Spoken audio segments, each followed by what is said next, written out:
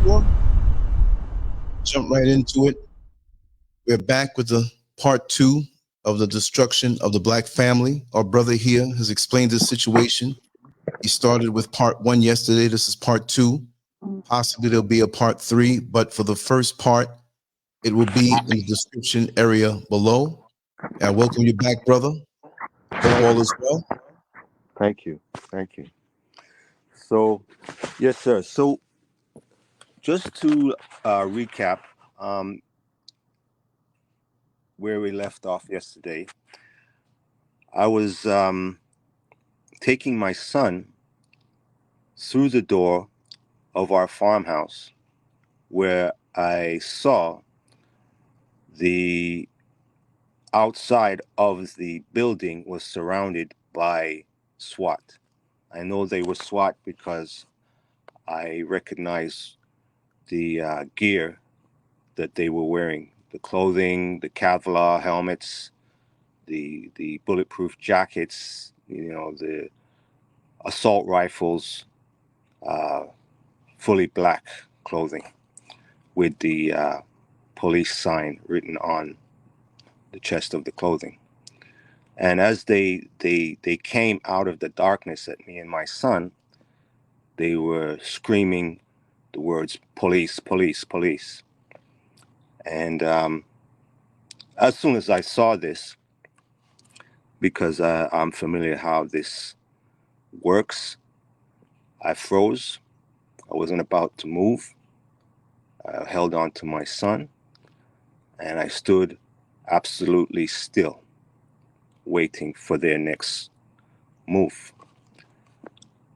So out of the darkness, I saw a large officer approach me and my son, and he started to talk, and he said that they were there to apprehend my son.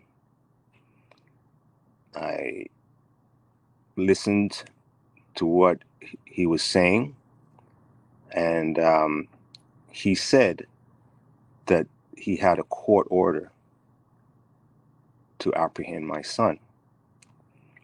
I asked to see it, and he showed it to me.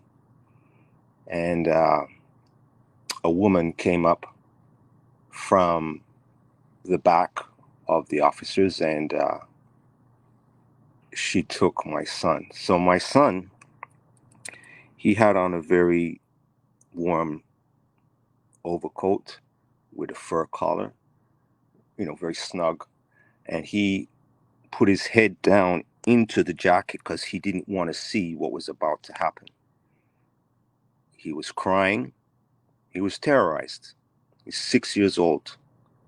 This is a child that I and my wife brought into this world, and he had always been with us.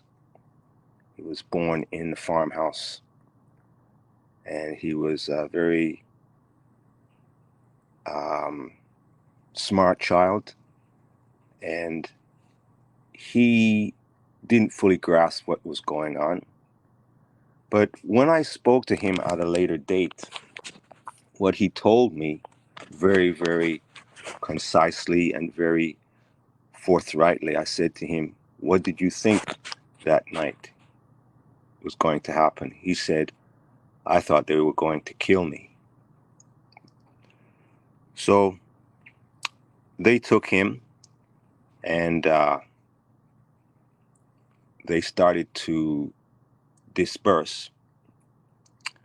So I later understood that what had happened is, at the farmhouse, there's a front door and there was a side door.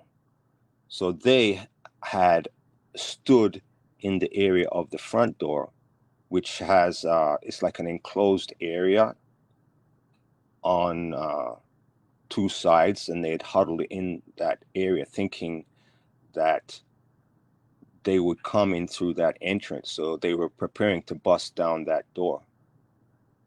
And they didn't really grass that I may come through the side door. That's the way it seemed to me. But anyway, because when they saw me come through the side door, they came running from that front door area. So I looked around, and I could see there was many of them. They had surrounded the building, and so they took my son, and I stayed there now at the farm. I think it was like the following 2 or 3 days, I was there by myself, and a courier brought an envelope, a package. So it's a large brown envelope, and it had documents in there. When I looked through, I started to read it, and it was pages on pages of allegations that they had fabricated against me. Things like I am the leader of the Nation of Islam. I'm an extremist. I did a litany of things to my wife. I was holding her captive, and she had been suffering under me. I mean, my wife has never said anything like that to me, not even remotely like that. She was always free to do what she wanted. And as I said, when she had approached me about she wanted to go to medical school, I took her freely. I drove her wherever she wanted to go. I never tried to hinder her from what she wanted to do. So I'm in shock. I'm just in total shock. And every time I recall what happened, it is very traumatizing, because these are my children that I went as far as I could, and I tried to do the best I could. I made sure that they had what was required to make them into successful people. The proper food. I went all over North America, literally all over North America, and Canada, which is North America, but I went into the US just looking for food. I used to take the plane to go to farms when we were still living in the city. Before we had our own farm, I would take the plane because I could travel with the airline and get food for them, organic food. I used to send away to Europe for things. Just used to travel all over. I took them many times to USA. I took my family to across Canada. Took them to Alberta. Took them to Quebec, because we live in Ontario. I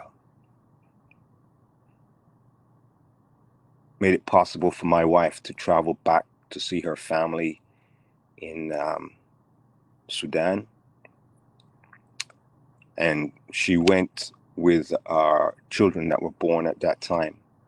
So, you know, it's mind-boggling. This is a woman that is moving freely. She would go on the plane every other week to go and get food with sometimes with me, and sometimes without me. She would go and take our children that were born at that time. So it's mind-boggling the allegations that I'm reading. And so anyway, I went to the court because, you have to now respond. I don't have time to get a lawyer. But I thank the Creator for bringing me through, especially that night. Because when they call in the SWAT, they're not coming there to play around. They call them for a specific reason. They're calling them because they want them to eliminate somebody. They want them to eliminate what they perceive as a threat. How is a family or a man who is quietly living in a farm producing, food, real food, livestock, cows, goats, sheep, ducks, chickens, growing fruits, organic fruits, vegetables, spices, these things to make sure his family thrive.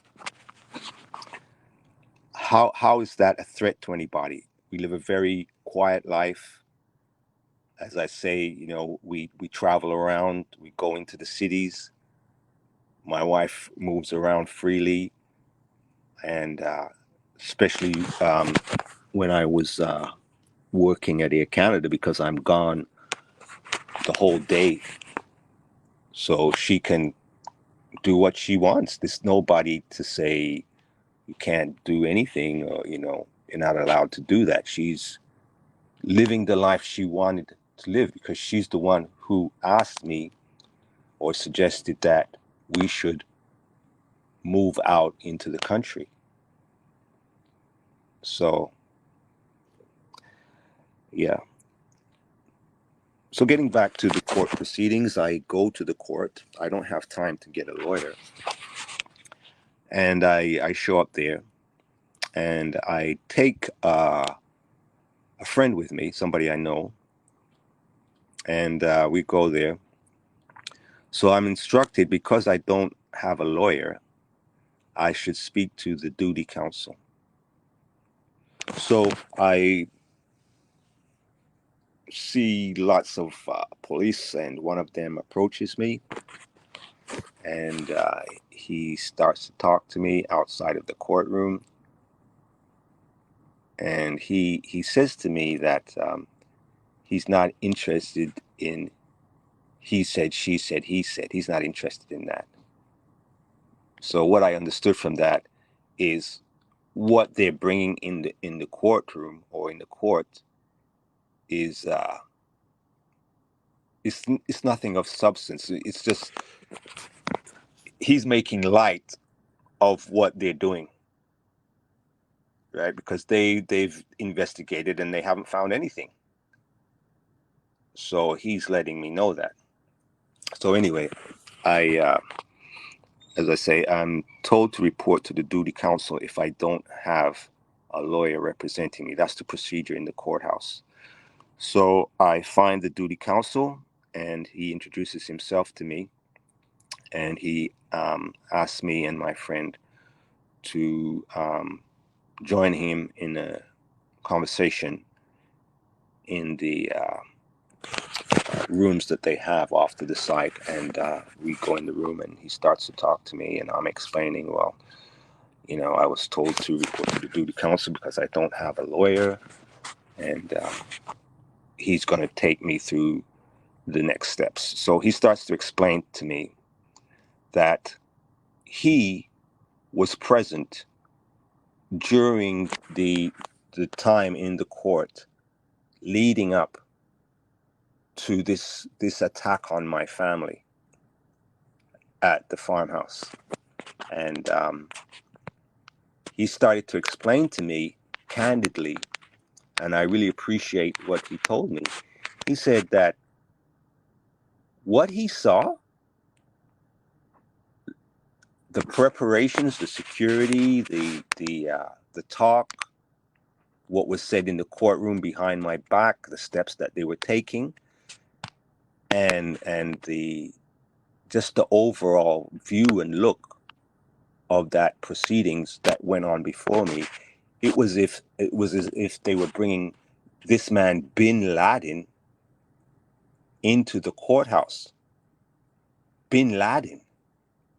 That's how he characterized it. So me and my friend, we were sitting there listening to this, and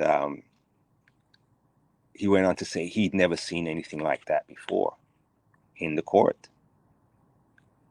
And he said, so what I need to do now is I need to get a lawyer.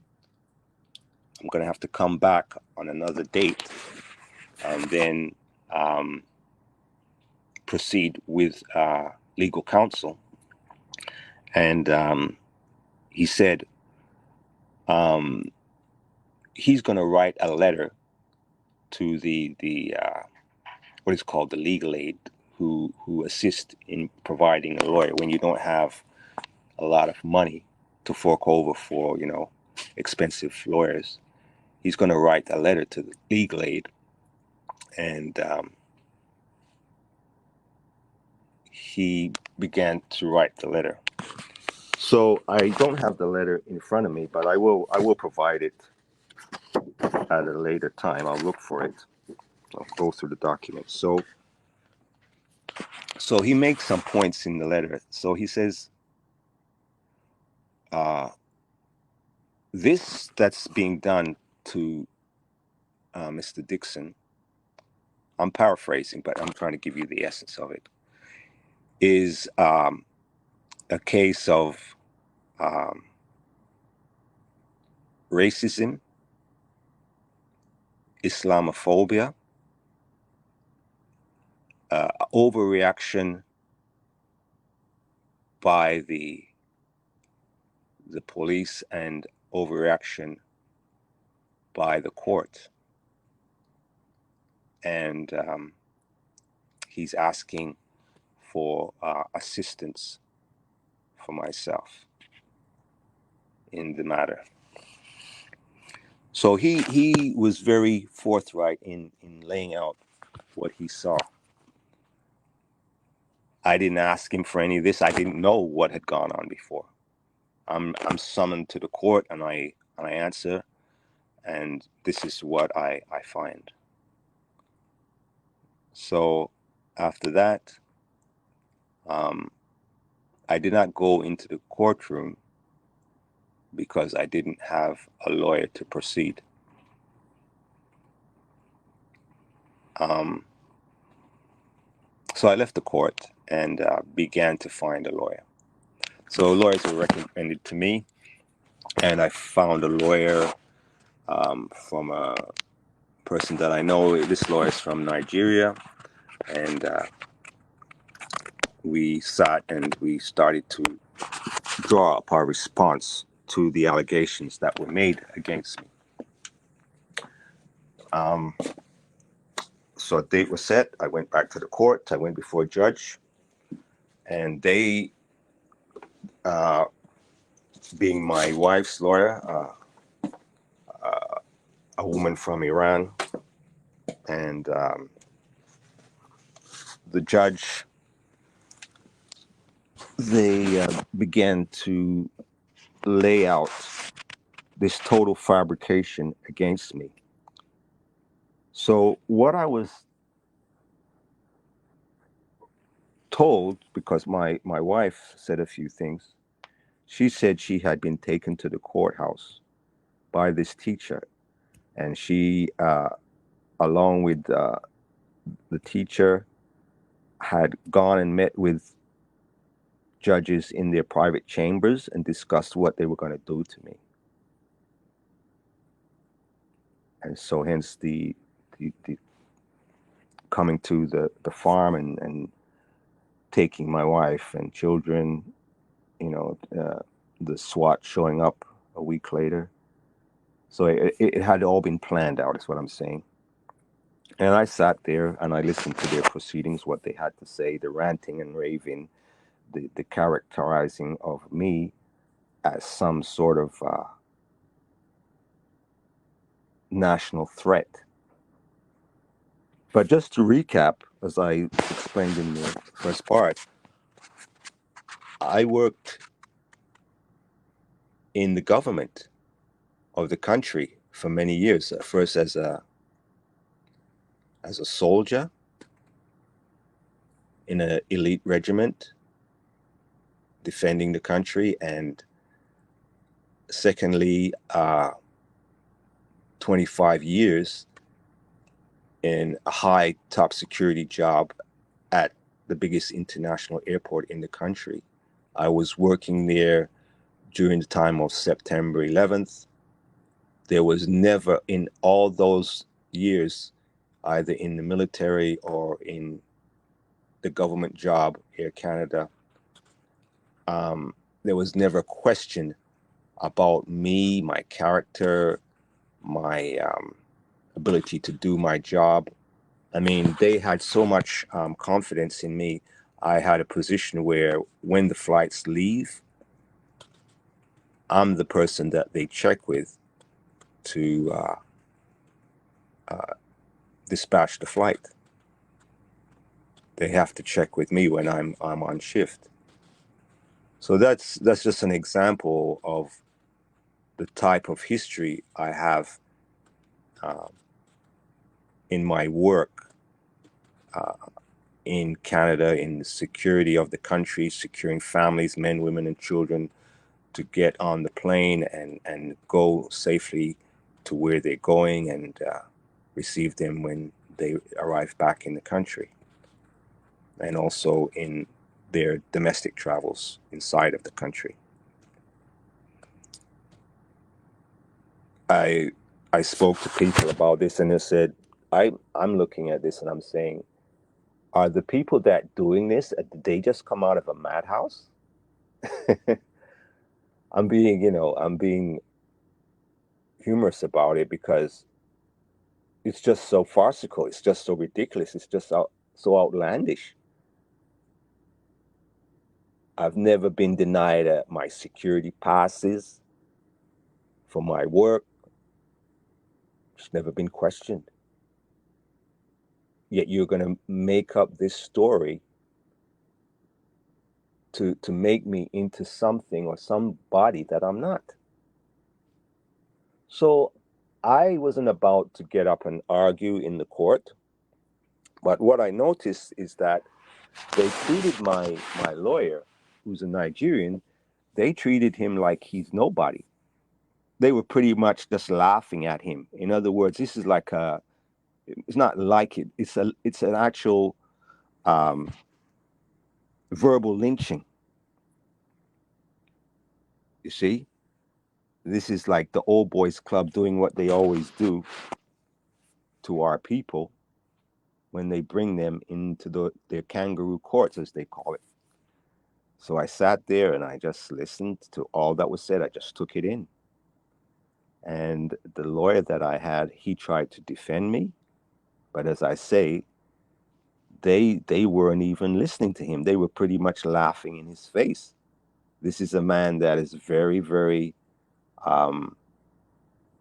experienced and respected, and they just demeaned him. And when we spoke after,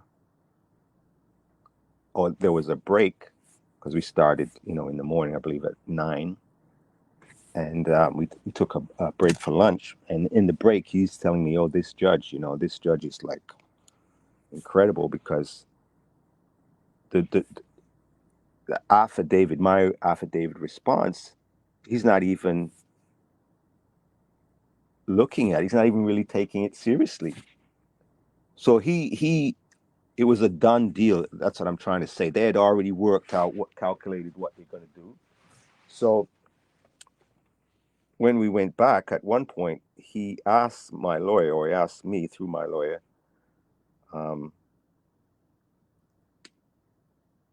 what would I like to say? Because my lawyer got so upset at the way he was being treated, he stormed out of the courtroom. They had no respect for him. And they continued as he was out, and I listened. And the judge, one of the things he said to me, he brought out a point in my response in my affidavit. So in the affidavit, I had said, because my lawyer had asked me to characterize my relationship with each of my children, write a paragraph on the relationship with me and my children, because these are children that I raised. I brought their mother here. I took care of her. She never worked outside of her home. She was a housewife. Her work was to look after her family, look after her children, and whatever that entailed in her home. And that's what she enjoyed. And she told me all the time how other women envied her. They had a problem with that because those other women here, they had to get up every day early in the morning and go to whatever work that they were doing. But here's a woman staying in her home, and she's a very tall, dark woman. So in this world, people like that are not supposed to be living such a good life. So other people in general, but particularly other women, when they would find out that this is what her husband had provided for her and her children, they did not like that. They were upset to know that they were struggling so hard, but she had such a good life. They wanted her life. That's what she would tell me many times. And because she is physically the woman that she is, I can understand that, because in her country and here, people that look like her are seen as lesser. I'm talking about anti-black racism. And I want to just go back to this point where I'm talking about the paragraphs that I wrote on each child, which the lawyer that I had asked me to do. It wasn't my idea. It was his idea. So I'll give you an example of the treatment from the judge. So he brought up the paragraph I wrote about my son and our relationship. So in that paragraph, I mentioned, how loving the relationship is between me and my son. And I said in one part that, my son, he emulates me. He's very much like me. So the judge turned to me and said, well, because you've said that, I was going to give you your son back, but because you said that, I'm not going to give you your son. So that's just one little example of what was written in the affidavit, that they turned it around, right? They turned it around. They turned a positive thing and tried to turn it around into a negative thing. So in other words, I'm a bad person. So because I said that, my son is like me, he's not giving me my son back. By the way, I hadn't seen my children from March, early April, until the summer. I believe it was July, the month of July. I had no contact with them. I kept asking my lawyer, well, where are my children? What have they done with them? Are they even alive? Contextually, under the conditions which they had came and abducted them from me. I call it an abduction because that's how I see it. You come to my home, you don't even approach me. I'm the one paying the bills. I'm the one brought my wife there by the grace of God. Those are my 5 biological children. You don't even approach me. You just come and drive off with my children. What would have been the response had myself, as the melanated person, gone to the home of people of European descent and walked off or drove off with their children, what would have been the response? I don't think I would be having this conversation right now. I think we all know that. So anyway, we went on from there. They told me at the courthouse that I can see my children in what they call supervised access, and I was given the name of a place where I could see my children, and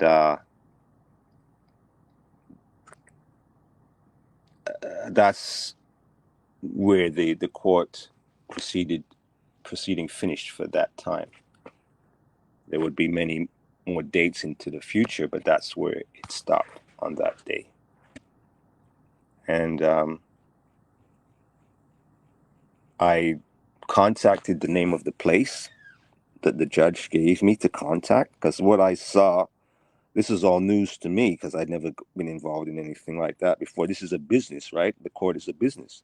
It's all about money. So they have ties to this place where they're sending me now because they're going to get money. Money's going to change hands for me to see my children. So you're telling me that you're going to exploit my children.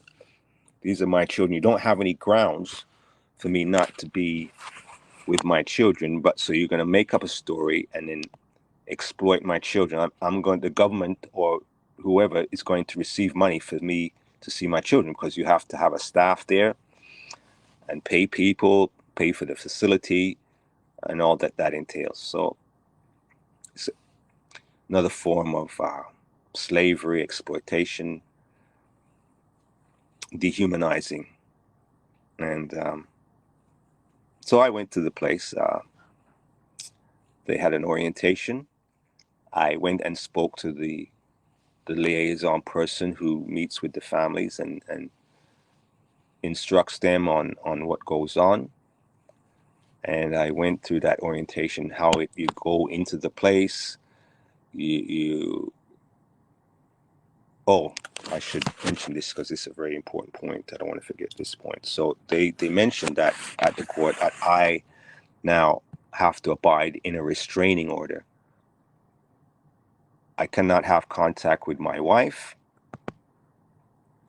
and that means I can't talk to her, I can't see her, I can't contact her in any way, and I cannot see my children or communicate with them other than this access center. So I went to the access center for the orientation, met with the liaison person, and she walked me through what this is going to entail. You go through this security procedure, they lock you in an area, and when you're in that secured area, they bring your children into you. They have cameras everywhere. They have glass. They're on the other side of the glass. You can't see them, but they can see you because it's like they have you under a microscope interacting with your children. And that's what it is, right? It's an environment that they control. And they have rules and regulations, and you have to abide in them in order to see your children. So I found out from my daughter when I saw them at this place, or actually before that, I found out the woman that does the orientation, she told me. I didn't ask her for this information because I didn't know. She voluntarily told me this, that my oldest daughter, the one that's in university now, she's now 19, she told the woman during the orientation that she doesn't want to come to a place like this with all this glass and being locked in and all these proceedings that they do. She doesn't want to come to a place like this in this environment to see her father, because my children are shocked. Remember, these are children that have grown up in the country, in a farm. They get up in the morning, they run outside, and that's how their day is. They just like free as the wind. They want something to eat. They come in the farmhouse, they eat what they want to eat. Their mother gives them healthy, nutritious food. They go back out. They go on trips. They travel on the plane all over to the place, go to other countries, and they're going to be locked into an environment like this in order to see their father. So that's what the woman told me. My oldest daughter said, no, she doesn't want this. So anyway, we went on for a while. So they're there in this. They bring the children, and I go there, and I interact with my children as they watch and record. They're writing down things and documenting. And the people, you could see that they didn't have any respect for the children or myself. The manner in which they interacted with us, the manner in which they talked to us and handled the situation. But I tolerated it, and so one day, this is like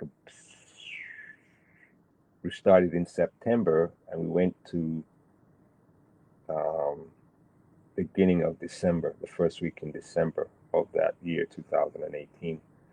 So the woman who does the orientation, like I said, she's a liaison person. She meets with the families, the parents, and she meets with the children. And she had called me because there had been an incident where I'm sorry, but let me interject. I think the phone is a little too far. Maybe you can bring it closer to you. okay, sure. Yeah, and put it on a flat surface because when it moves, there's a little static. If you can just be close to it, and Okay, all right. yeah, sorry about that. Mm-hmm. Okay, so the woman had called me after this incident. So what the incident was is that she's saying to me that they check from time to time on how the parental access with their children is going. That's how she framed it or characterized it to me. So during our conversation, she said, well,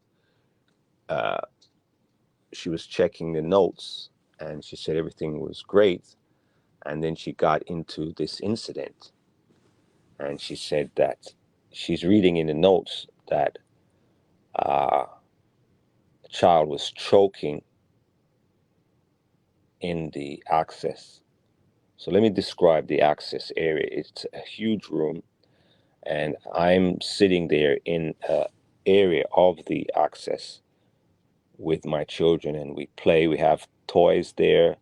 There's toys available, and the people that run the place, they're watching us. They have us under the microscope, recording. They're writing, and we usually start the access time. It's like 2 hours we spend together. So we usually start by me bringing food and feeding them, bringing eggs from the farm, fresh eggs or whatever I can cook, and I bring it there, and we have a table there, dining table, and we sit down and eat. So she says that in the notes, it's written that a child, my son, gets up from the table and he's running around and he's eating and he's choking, and pretty much nobody's paying attention to him. So I confront her on that. I said, well, that's not credible, because the whole time that I'm with the children, they're under my care and under my watchful eye, right? But here you are, you're saying a child is choking in my presence, and pretty much I'm not noticing it, I'm not seeing it, when the children are in front of me. They're in front of me. They're not, it's like they've gone to another area. They're in a room with me. So you're saying a child is choking. So from my understanding as an adult, if a child is choking, there's going to be an audible sound. You're going to hear that. You're going to hear, or whatever, the child's trying to clear its throat. That's what choking means to me. So people are going to hear that. I'm going to hear that. The child's siblings are going to hear that, and they're going to bring that. Even if you're saying I didn't see it or didn't hear it, which doesn't make sense, the children are going to see or hear it, because I'm there with myself and 5 children. So that doesn't add up. That doesn't make any sense. It's not logical. So I called them out on that, and she didn't really want to address it, of course, because it doesn't make any sense. So I'm in that environment, and you have cameras everywhere. You have your staff watching us, have us under a microscope. So why didn't the staff say something at that time? I'm just trying to be logical here. I hope this is making sense to the listeners. If a child is choking, why didn't the staff intervene? Why didn't the staff come in and say the child is choking? Why didn't they call somebody? If a child is choking, that's an emergency. Why don't you come and call a doctor or one of the staff to perform a Heimlich maneuver? Do something, say something. Nothing was said, nothing was done.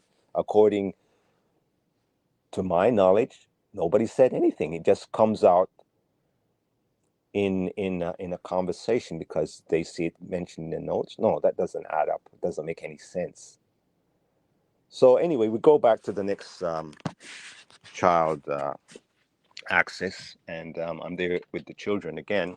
So when we begin the access time, I say to the children, they're fabricating things about you in the notes.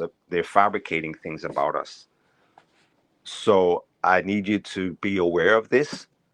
They're saying that you're coming here, you're running around, you're jumping around, and that you're choking. So the children, because they're so sensitive to anything intervening between them and seeing their father, even in this environment, they jumped up and they're looking at the people that they can see that run the place, and they start shouting that we're not choking here, we're not choking here.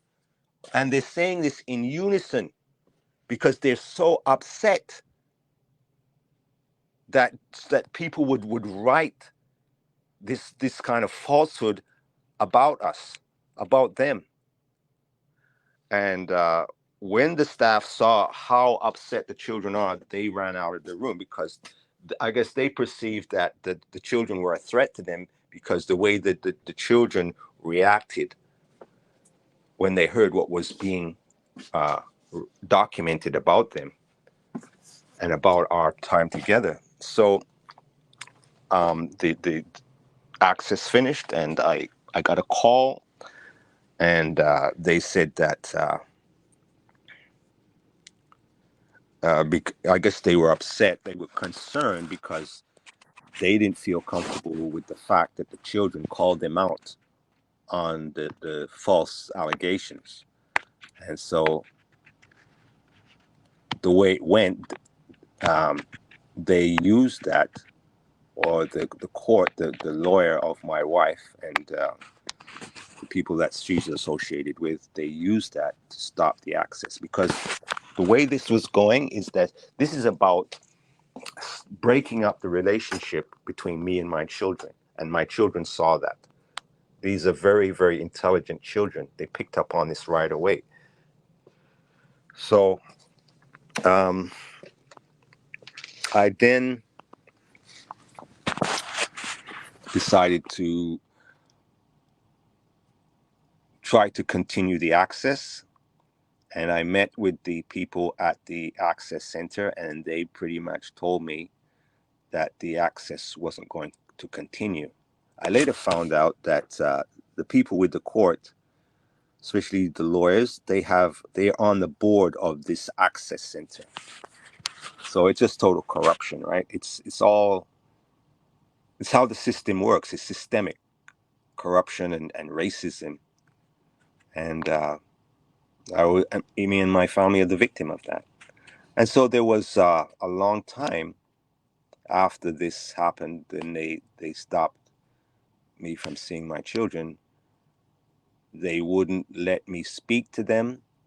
They wouldn't let me see them. They just cut us off. And after like a period of I guess it was around 2 years, um, I was able to see my children finally again, because I had to fight, keep going back to the court, fighting and fighting in the court proceedings, writing my documents and submitting them.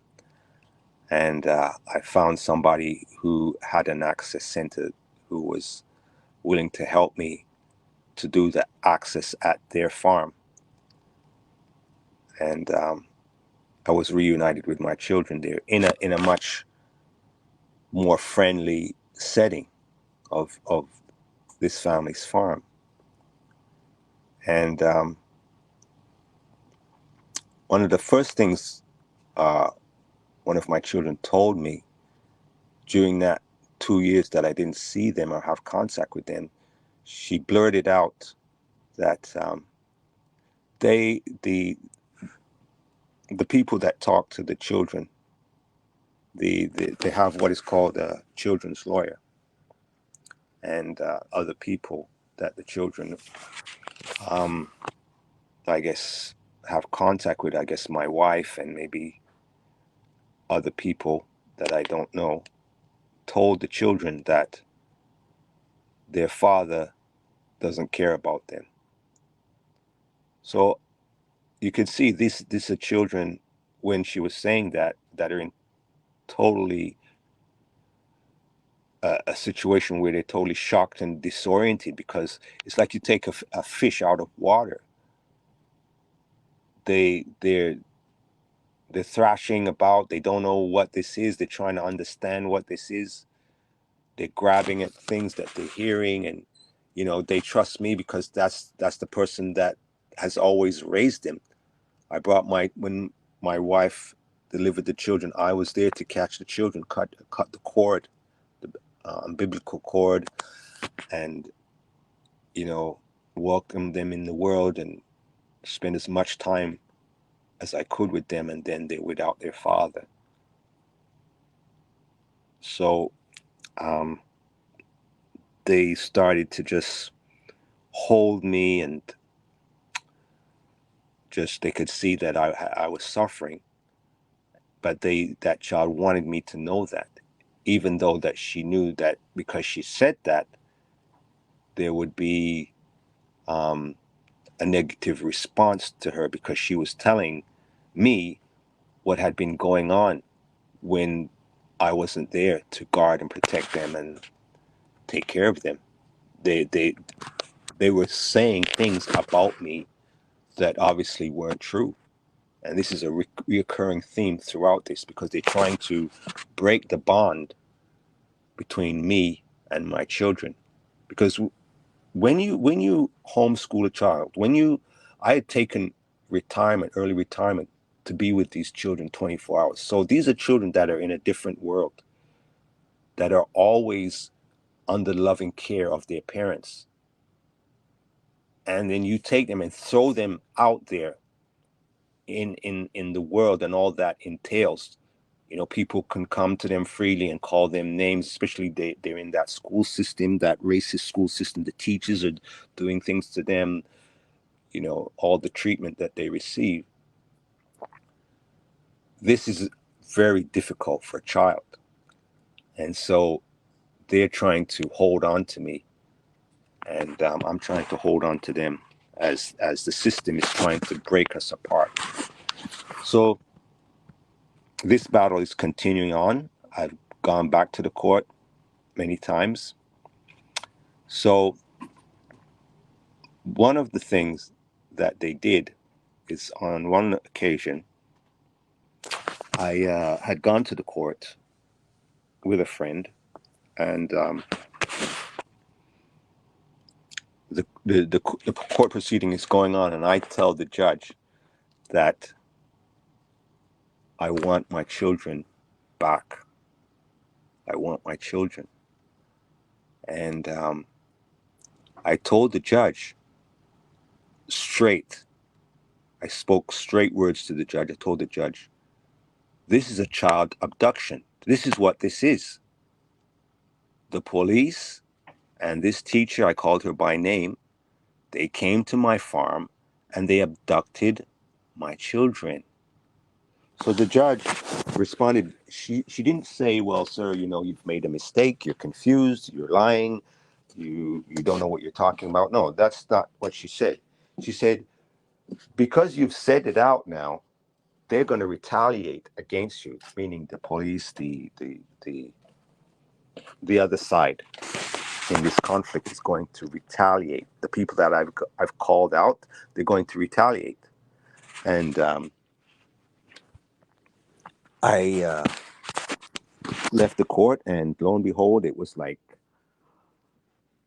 less than 2 weeks. I was at the farmhouse one day, and the police show up there, and they're outside in their car, and they're on their megaphone. They're shouting because it's very loud, and they're calling my name and telling me to come out. And I call a friend and I say, like, they're out there and they're talking on their megaphone, and they're telling me to come out. So I said, I'm going to go out there and see what this is about. So I go outside, and remember, this is like over 2 years after the situation had occurred where they took away my family. Nobody had ever come to me and questioned me at any time. I didn't see anybody. No police came or said anything or nothing. The court didn't say that they're charging me or anything like that. So I'm there, and I go outside to see what is going on. And they say, well, we're here to arrest you. And I say to them, arrest me for what? Do you have some grounds to arrest me on? So the following what they said, that let me know this was completely bogus, right? So they start to say, well, you have to come with us now. And if you don't come with us now, we're going to bring the SWAT and we're going to kick down your door and we're going to take you. So when they were saying this, a man and his wife that lived up the road on another farm had been driving by. I told him some of what had happened, so he was concerned about me. So they were driving by and they saw the police parked in front of the place and me there talking with them. So they pulled over and then they walked up and said, what's going on here? What's the problem? So they witnessed what the police said. So they said they're very concerned, and the police said, oh, well, we're not going to keep him. We're just going to take him to the station and you can pick him up in a little while. So I decided I wasn't going to make any problems. I was just going to go and let them do what they have to do. So I went to the station. I got in the cruise. I went to the station. They took me to the station. And they take me into the holding area. And there's like at least 8, maybe 10 police. And this burly woman comes out and starts shouting orders at me. I must take off my clothes. I can only keep on one pants and one shirt because it was in the winter. It was actually February, the coldest time of the year here. And I had layers of clothing on because, you know, I live in the farm. I'm going in and out, and I dress with layers to keep myself warm. So she told me I could only keep on one shirt and one pants. So I'd have to take off everything else. So I stripped down. They let me have the one shirt and one pants. And as she's on having me stripped down, she asked me, do you have any health issues? I said, yes. I was just a few months ago, because in November, remember this is in February, so the previous November, I had been in a parade because it was Remembrance Day. It was actually this time of the year. And I had a heart attack. I had a heart episode, and they rushed me to the hospital. And so I was still under care. And I let them know straight. So they disregarded that because, you know, the way I understand it now, when they arrest you, they're responsible for your care. So I made them very aware of what had taken place with my having that heart problem. So they ignored that and put me in a cold cell, no bed, no blanket. And I laid on cold concrete. I don't know if you have ever experienced concrete, how cold it gets when it's very cold. It's like you're outside and you're laying on the ground because there's no heat in the cell. And I laid there for hours and they left me there until I'm feeling the pain again of some sort of heart attack or episode coming on. So I call out to them that I feel like I'm having a heart attack. So they proceed to get me out of the cell because they were very concerned because a short time before, another young man from Jamaica who they had arrested, it's actually on the internet, you can see the video. He had some issue where he had been in an argument with his significant other, his girlfriend, whatever. And from what I was told, it was regarding a phone. And the police found him and they started tasing him. And after the video ended, it came out that he had died. He was not seen alive again after that. And then when there was an investigation by the independent police investigators, they said that they had taken him to jail, the same jail where I was, and they told him to undress, and he reached into his rectum and pulled out fentanyl and swallowed it. That was the story the police gave, and he died. But he had never been seen alive after they had tasered him on that video. And that was the same place that they were holding me. So I guess they were very concerned now that another male who had been born in Jamaica was going to die now. So they rushed the 911 call through, and they came in and they put me on the gurney, and they were pumping all these drugs into me, like huge amounts of pharmaceuticals to try to save me. And then they said, we have to get him to the hospital. So they put me in the ambulance. They chained me up in the ambulance. Here's a person having a heart attack and you're chaining them up in the ambulance. Anyway, and they drove me to the emergency, and they... Can you hear me okay? Something just happened there. Like... Yeah. Don't worry about that, brother. I had opened up a screen and forgot to cut the volume down on that one, but you're good. You're good. Okay, Thank you. all right. So they took me to the hospital, and I was there for some days in the hospital. So I had to go before a judge, but they had to stabilize me, make sure that I was physically able to go before a judge. So they held me there till I was physically able to do that. They were running all kinds of tests on me. They kept looking for any kind of drugs in my system because now they're trying to come up with something to justify what they've done. They've put my life at risk. So now, what has this person done? Because you still haven't come up with a charge. You don't have any evidence to say this person, myself, has done something. So they're building a charge now. They're looking for drugs in my system. I don't take drugs of any kind, even prescription drugs. I don't take drugs, and they can't find anything. I had injuries. I have metal in my body. They were shocked to see the extent of my injuries, and I'd lost a lot of weight, and they realized that they didn't have anything. As hard as they looked, they couldn't find anything to justify what they did. But they still continued to try to build up something because they had to try to save face.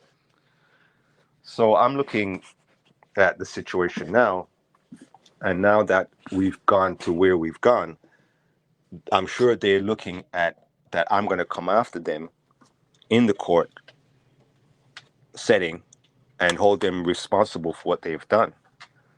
But anyway, continuing on, at the hospital and all this. So I did spend one night because I believe I had gone from the hospital when they released me to they took me to go before a judge, and they said that I need to come back the following day. So they weren't going to release me. They took me to one of these high security prisons that is a private operation, and I was told that they make thousands of dollars for you just staying in there just for one night. So that's the incentive, right? Of course, to put you in there, criminalize you, right? And so I managed to get through that one night that I spent there, and in the morning they drove me to the courthouse, and my surety came, and the prosecutor came at the bail hearing, and he brought a big stack of papers. So what these papers are postings by myself on social media. So they went and brought all these things, and he starts reading it out in the courtroom to the judge and everybody else that's present. So my surety, the person that came to bail me out, was put on the witness stand, and they questioned her, and after the prosecutor had read some of the things that they brought as evidence against me, they asked her, well, how do you feel about what you heard, what he's writing there and putting on the social media? She turned to them and said, well, what he's saying there is nothing new. It's nothing out of the norm. These are conversations that go on amongst us in our community. This is what we talk about our history, who we are as a people, how the system treats us, these things. There's nothing there that's abnormal or strange or threatening or anything like that. And there wasn't anything there. So she went on to say that the reason they did this is because of what happened in the court proceedings, where the judge had said that they were going to retaliate because I called out the perpetrators of these crimes against me and my family. And she even, the lady who was my surety, she even had it, pulled it up on her phone, the documents, and she started to read it in the courthouse.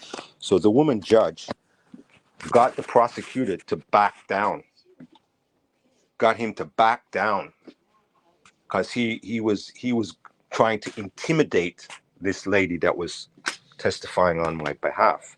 So the woman judge got him to back down, and then they realized they didn't have anything to hold me on. So after they finished that proceeding, because they still hadn't said what they arrested me for. So I made a point after the proceeding finished. I said, I need to see what grounds they arrested me on. Do you have something that you can show me? Because nobody's explained why you came to my home and arrested me. So one of the lawyers goes away, and then he speaks to somebody, and they come back with a piece of paper. So on the paper, it's saying that I wrote these things and sent it to my wife on the internet. And so that's in breach of the restraining order. So, of course, I never contacted my wife. That's, again, another fabrication, another falsehood. And they had no evidence of that, but they had to come up with something. And so anyway, I was released. And as soon as I was released, I The people that I was staying with, they went through my phones and we looked and looked, and another lawyer said, well, contact the cyber crimes unit. And I contacted them and I said, they're saying that I wrote this. Can you investigate and find any evidence of me ever sending anything like this in the internet? They found nothing. And because it never happened. They fabricated all of this. And it's like police retaliation, right? When you call them out. So they, as the judge had said. So anyway, I stayed with my surety, and I continued to fight the legal matter. So what happened, as I went forward, they threw out every fabrication that they had brought against me. They threw it all out because they couldn't go forward. They look ridiculous. You don't have any grounds to do this. You can't go forward. So they threw out everything that they fabricated against me in the criminal case. So when this happens now, I have to go back now again to the family court to continue fighting in there, because you win in the criminal court, but if it's a family case, you have to go back to the family court and then continue to fight there. That's how the system is set up. And so I continued to fight there, and then they threw out everything there. But they won't let this thing rest, because they know they're responsible for what they did. They know that they're responsible, right? And they don't like to be shown as the criminals that they are. The system will not admit to its criminality. They will try everything to try to not be held accountable. But I believe that they need to be held accountable. And so this is why I've decided to tell my story. I am seeing my children. I had the restraining order removed between me and my children. They come and they stay with me, because one of the things that they said that I'm going to kill my children. These are the children that I brought into this world and did my utmost to make sure they had the best care. You know, if you're saying that this is a man that's going to kill his children, he's some extremist or something, you look ridiculous. This man is, you know, basically like a joint custody. The children are staying with their mother and staying with him. They stay here in my home with me. There's nothing like that. And this has gone on. I'm seeing them steadily for quite some time, for a couple of years. There's no incidents or anything. So they look ridiculous. They look ridiculous, and they don't like to be ridiculed. They don't like to be held accountable or shown for who they are. So that's where we are now. They're trying to, one of the things that they've tried to do, I mean, there's a lot of things that I'm skipping over, but maybe at the right time we can go in depth, and I have the documents. I can prove what I'm saying. They're filed into the court because they went so far.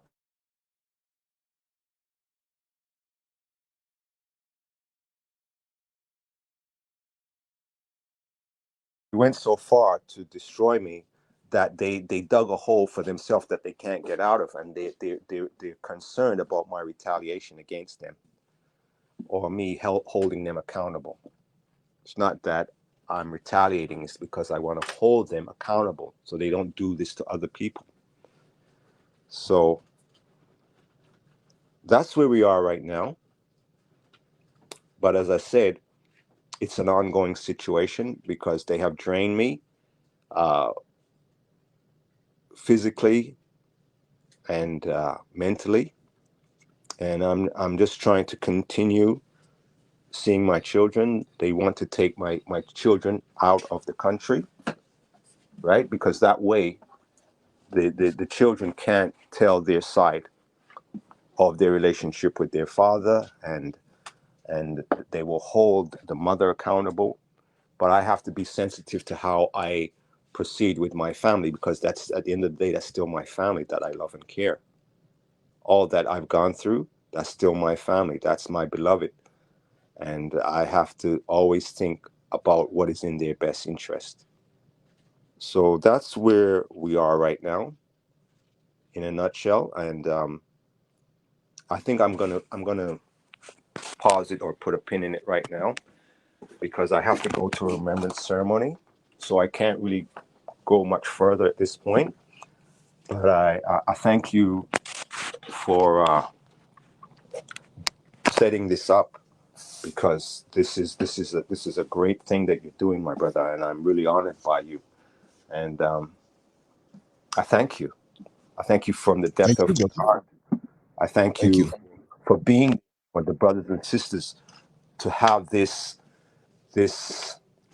forum, this platform, this outlet to make their story known. And I wish I could tell you more in detail. And I believe in time, the details are going to come out even more. But I need help. I need help to do justice. Yes. You know, dealing with that a system that is the most horrific system that has ever existed in the annals of history in its treatment of our people. We're dealing with a system that has been going on for thousands of years, that has robbed us in every way possible. Most importantly, they have robbed us of our being, of our mind, of our soul. And we have to reclaim that. Not just the physical things, the gold, the uranium, the riches, the history, but we have to reclaim our very being. And that's what time it is. I believe that. Because here we are, and we're having this conversation. So thank you once again, my brother. It's always a pleasure and an honor, my brother. Anytime. And when you can talk more, definitely come back. I know that there are some legalities that you can't speak on right now, but we understand that, brother. And thanks for making us aware of what happens a lot and what could happen to any one of us. And for you being brave to come out and speak, because you're a true revolutionary and a warrior. Thank you, my brother. Thank you. Thank you. Thank you so much, Brother Lance. Thank you. And thank you for everybody who has listened. And hopefully, the Creator guided me, even though I couldn't get into all the fine details. I tried to cover some main points. So hopefully, they got a good overview of Right. what taken place up until this point, because the situation, as you say, brother, is still ongoing. So, Yes. yeah. Thank So you. we're going to conclude, and I look forward to speaking with you soon, brother. I'm But always here, brother. Give me a call. yes, most definitely. I do need help, because it's not, I don't believe this is just about my family. It's about Right. all of us. It's about all of us. I know that I could not be standing here and explaining myself what has taken place if it was not for the Creator and the ancestors holding me up. Exactly. There's no way. This is not about me. I could not have gone through what they have put me through. Could have not endured this. So it's a much bigger picture to this. I believe the time is right for our awakening as a people. So I'm going to conclude it right there, my brother. Okay. Thank you, brother. Thank you. And if anybody wants to get in contact with our brother, just reach out to me. In the future, brother, if you want to have direct contact, I can always add an email address that you create a different one. There's secure ways of doing it where nobody can trace certain things. I can tell you about that. Or I can always forward any message to you so you can remain anonymous and not get any hacking or any harassment that way. So Okay. for everyone who's listening now and in the future, listen, leave a comment, speak your mind. If you have something that happened to you on a similar level, come with it. Let's talk about it as much as you can. And just speak to our brother here. Like, we're leaving names and everything out of it because there's a lot of legalities, but he's very much a real person, more than you know. So Thank have a you, brother. wonderful day, brother. Thank you. And hit me back if you want to talk a little more or on any other subject that you've experienced in different things, because you've done a lot in this lifetime. Trust me. I have to respect you as a father and a family man, as a Black African man, because they're always tearing down the imagery of us. And for you to be that and be concerned with the welfare of your family, getting off the grid, growing your own food, taking an early retirement to be there with the children, we need to follow this example. I just have to commend you on that, because we have enough people out here tearing down Black men and saying they're no good. Well, here's a good one for you. You're going to have to change your narrative if you think something negative. For that, I thank you more, brother. Thank you. Thank you. Peace, brother. All right.